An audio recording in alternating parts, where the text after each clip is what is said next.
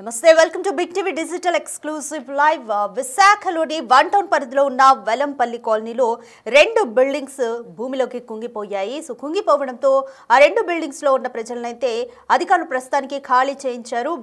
పక్కకి ఒరిగిపోయాయి, అంటే సో కొంత స్వల్పంగా కుంగిపోయి పక్కకు ఒరిగిన పరిస్థితి అయితే కనిపిస్తుంది. ఇందులో కసిరెడ్డి ప్లాజా అలాగే ధరణి ఫంక్షన్ హాల్. కసిరెడ్డి ప్లాజా 5 అంతస్తుల బిల్డింగ్, ధరణి ఫంక్షన్ హాల్ 3 అంతస్తుల బిల్డింగ్.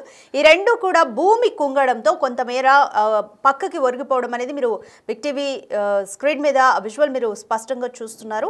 అయితే లోతట్టు ముంపు ప్రాంతాల్లో కట్టడం వల్లే అలాగే నాణ్యత కూడా లేకపోవడం వల్లే ఈ రెండు బిల్డింగ్స్ కూడా పక్కకి ఒరిగినట్టుగా అయితే అర్థమవుతుంది. దీంతో చుట్టుపక్కల ఉన్న బిల్డింగ్స్కి కూడా కొంత ప్రమాదం అయితే పొంచి ఉంది. కాబట్టి అధికారులంతా అప్రమత్తమయ్యారు. రెండు భవనాల్లో జనాలను ఖాళీ చేయించారు పోలీసులు. భవనాలకు అనుమతులు కూడా లేవు అంటూ అధికారులు చెప్తున్నారు. లోతట్టు ప్రాంతం కావడంతో ఎలాంటి పరీక్షలు చేయకుండానే టౌన్ ప్లానింగ్ అధికారులు కూడా వదిలేసినట్లుగా తెలుస్తుంది. నాణ్యత కూడా లేకుండా నిర్మించడం వల్లే పక్కకు ఒరిగిపోతుందంటూ కూడా స్థానికులు తమ ఆందోళన అయితే వ్యక్తం చేస్తున్నారు. సో విశాఖలో వన్ టౌన్ వెల్లంపేటలో రెండు బిల్డింగ్స్ కసిరెడ్డి ప్లాజా, ధరణి ఫంక్షన్ హాల్ రెండు కూడా భూమి కొంతమేర కుంగిపోవడంతో పక్కకి ఒరిగిపోయాయి. ఆ పక్కకి ఒరిగిపోయిన ఆ విజువల్స్ కూడా మీరు క్లియర్గా చూస్తున్నారు. అయితే దీంతో పోలీసులు రెండు బిల్డింగ్లో ఉన్న ప్రజలందరినీ కూడా ఖాళీ చేయించారు. అయితే స్థానికులు చెప్తున్న మాట ఏంటి అంటే లోతట్టు ప్రాంతం కావడంతో ఎలాంటి పరీక్షలు చేయకుండా టౌన్ ప్లానింగ్ అధికారులు కూడా వదిలేశారు అనేది స్థానికులు చెప్తున్న మాట. అయితే ఆ భవనాలకు ఒరిగిపోయిన రెండు భవనాలకు కూడా అధికారులు అనుమతులు లేవు అనేది చెప్తున్నారు. అంటే ఒరిగిపోయిన ఘటన బయటికి రావడంతో అధికారులు ఆ రెండు బిల్డింగ్స్కి కూడా పర్మిషన్స్ లేవు అనేది అధికారులు అయితే చెప్తున్న మాట. అయితే నాణ్యత లేకుండా కూడా, అంటే రెండు బిల్డింగ్స్ కూడా నాణ్యత లేకుండా నిర్మించారు అనేది మనకి స్పష్టంగా అర్థమవుతుంది. కాబట్టి నాణ్యత లేకుండా నిర్మించారు కాబట్టే పక్కకి ఒరిగిపోయినట్లుగా కూడా తెలుస్తుంది. సో చూస్తే బిల్డింగ్ మీరు డైరెక్ట్గా చూస్తే అర్థమవుతుంది. అదంతా కూడా రీసెంట్ కన్స్ట్రక్షన్ డిజైన్సే అవన్నీ. సో రీసెంట్ కన్స్ట్రక్షన్స్గానే అర్థమవుతుంది. హార్డ్లీ ఒక 7-8 సంవత్సరాల లోపే ఉంటుంది. కాబట్టి మరి అంత తక్కువ టైంలో కట్టిన బిల్డింగ్స్ కూడా ఒరిగిపోయాయి అని అంటే అధికారులు పర్మిషన్ ఇవ్వలేదు అని చెప్తున్నారు. పైగా లోతట్టు ప్రాంతం కాబట్టి ఎటువంటి భూమి పరీక్షలు చేయకుండానే టౌన్ ప్లానింగ్ అధికారులు కూడా వదిలేశారు అని చెప్పి స్థానికులు చెప్తున్నారు. నాణ్యత లేకుండా కూడా బిల్డింగ్స్ రెండు నిర్మించడం వల్లే పక్కకు ఒరిగిపోయినట్లుగా అయితే తెలుస్తుంది.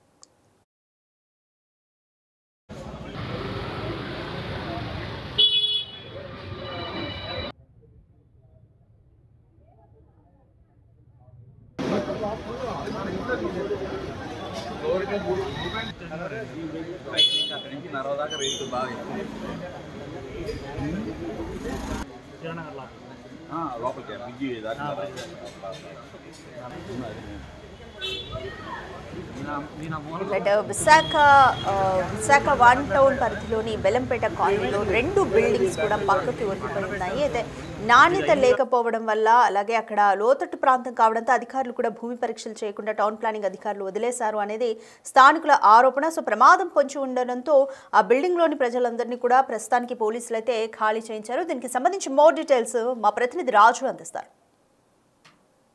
విశాఖ వన్ టౌన్లోని 35వ వార్డులో ప్రస్తుతం మనం ఉన్నటువంటి ప్లేస్లో ఒకసారి కనుక చూస్తే రెండు బిల్డింగ్లు ఒకదానికొకటి ఒరిగిపోయినటువంటి పరిస్థితి కనిపిస్తుంది. కసిరెడ్డి ప్లాజా, ధరణి ఫంక్షన్ హాల్. ఇక్కడ ముఖ్యంగా చూస్తే ఈ రెండు అంటే 5 అంతస్తుల బిల్డింగు, 3 అంతస్తుల బిల్డింగు కూడా రెండు ఒక్కసారిగా కుంగిపోయినటువంటి పరిస్థితి అయితే ఉంది.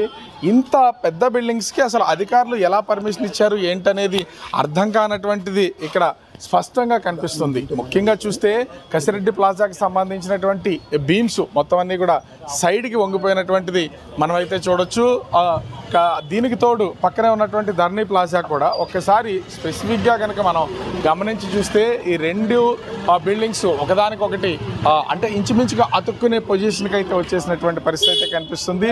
అంటే ఇంతలాగా ఒరిగిపోవడానికి కారణం ముఖ్యంగా చూస్తే ఇది అంటే వర్షాలు వచ్చిన వాటర్ స్టాగ్నేట్ అయిపోయేటటువంటి ప్లేస్, ఇది లోతట్టు ప్రాంతం, కుంగిపోయేదైతే ఉంది. ఇక్కడ స్పష్టంగా చెప్పాలంటే అధికారుల అవినీతి అనేది చాలా స్పష్టంగా కనిపిస్తూ ఉంది.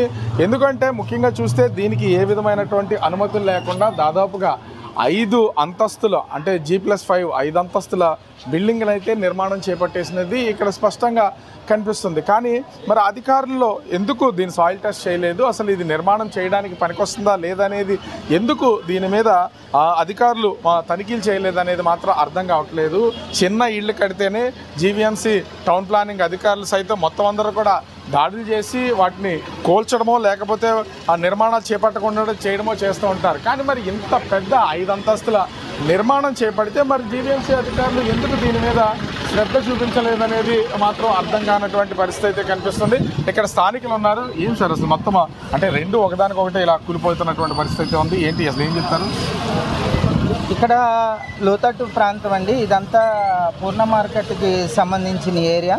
ఇదంతా ఎప్పుడు నిత్యము కూడా రద్దీగా ఉండే ఏరియాలో ఈ ఏరియాలో అసలు 5 అంతస్తుల భవనానికి మన జీవీఎంసీ టౌన్ ప్లానింగ్ ఏ విధమైన పర్మిషన్ ఇచ్చిందో మాకైతే అర్థం కావటం లేదు. ఎందుకంటే ఏదైనా జరగరానికి జరిగితే ఇప్పుడు లోపల అద్దెలుకున్న జనాలు అవుతారు, బయట తిరుగుతున్న పబ్లిక్ కూడా చాలా ప్రమాదకరమైన విషయం. ఈ విషయాన్ని గమనించకుండా టౌన్ ప్లానింగ్ వారు ఏ విధమైన పర్మిషన్ ఇచ్చారనేది ఇక్కడ అందరికీ ఆలోచించుకునే విషయం. లేకుండా నిర్మాణం జరిగిపోయిందంటే అసలు ఇక్కడ ఒక్కొక్క ఫ్లాట్ ఎంత కాస్ట్ ఉంటుందండి? ఇక్కడ ఒక్కొక్క ఫ్లాట్ ఎలా చూసుకున్నా దగ్గర 40 లక్షల నుంచి 35 లక్షల వరకు ఉంటుందండి. కానీ డబ్బు విషయం పక్కన పెట్టుకుంటే వాళ్ళు వ్యాపార పరంగానే చూసుకొని భవనాలు నిర్మించారు తప్పితే ఇది ప్రజల ప్రాణాలు ఆలోచించి అయితే ఎవరూ నిర్ణయం తీసుకోవట్లేదు. ఇక్కడ 2 బిల్డింగ్లు కూడా చాలా లోటంతు ఇక్కడంతా ఊబు ప్లేస్. ఈ ఊ ప్లేస్లో ఇంత ఎత్తు భవనాలకి ఏ విధమైన పర్మిషన్ ఇచ్చారని మాకనేది తెలియదు. ఒకసారి చూడండి, 2 భవనాలు కూడా ఒకటి ఇటు నుంచి వాలిపోతే ఒకటి ఇటు నుంచి వాలిపోయి ఎంతో ప్రమాదకరమైన విధంగా తయారయ్యాయి. అందుకు దీనికి ఏ విధమైన చర్యలైనా గవర్నమెంట్ ఆలోచించి నిర్ణయం తీసుకోవాలని మరి కోరుతున్నాం.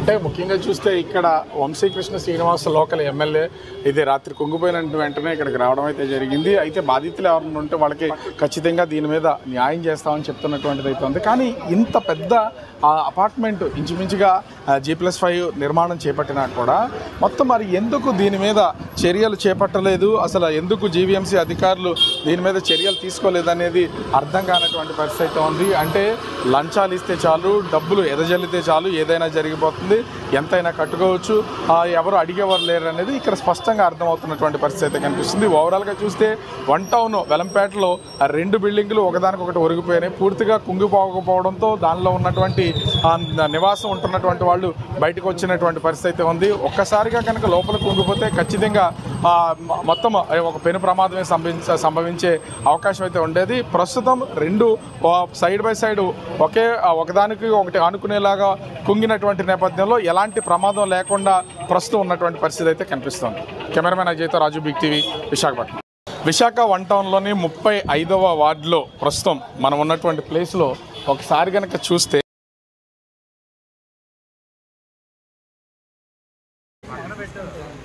ఇది అయింది కాబట్టి వాడికి 32 లక్షలు లాస్ సరిగ్గా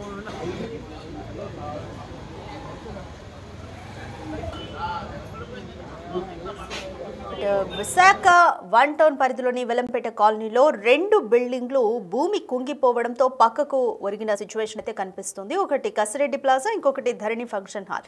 కసిరెడ్డి ప్లాజా 5 అంతస్తుల భవనం, అలాగే ధరణి ఫంక్షన్ హాల్ అయితే 3 అంతస్తుల భవనం. ఈ 2 కూడా లోతట్టు ప్రాంతంలో ఉండడము, అందులోనూ భూమి పరీక్షలు అంటే కట్టేటప్పుడు భూమి పరీక్షలు చేయకుండానే టౌన్ ప్లానింగ్ అధికారులు వదిలేశారు అంటూ కూడా స్థానికులు ఆరోపిస్తున్నారు. అయితే లంచాలతో కూడా ఇస్తూ కూడా పర్మిషన్స్ తెచ్చుకొని పైపైన ఇల్లులు కట్టడం వల్ల, అలాగే నాణ్యత లేకపోవడం వల్ల ఈరోజు ఈ 2 బిల్డింగ్లు ఒరిగాయి అంటూ కూడా స్థానికులు తమ ఆవేదన అయితే వ్యక్తం చేస్తున్నారు. కాబట్టి పూర్తిగా ఒరిగిపోలేదు కాబట్టి పెద్ద ప్రమాదమే తప్పిందని చెప్పొచ్చు. లోపలున్న రెంట్కుండా ఉంటున్న వాళ్ళందరినీ కూడా, పోర్షన్స్లో ఉన్న వాళ్ళందరినీ కూడా ప్రస్తుతానికి పోలీసులు అయితే ఖాళీ చేయించారు, 2 బిల్డింగ్ల నుంచి వెకేట్ చేయించారు. సో దీనికి తగ్గట్టుగా చర్యలు తీసుకోవాలంటూ కూడా అక్కడ స్థానికులు అయితే డిమాండ్ చేస్తున్నారు.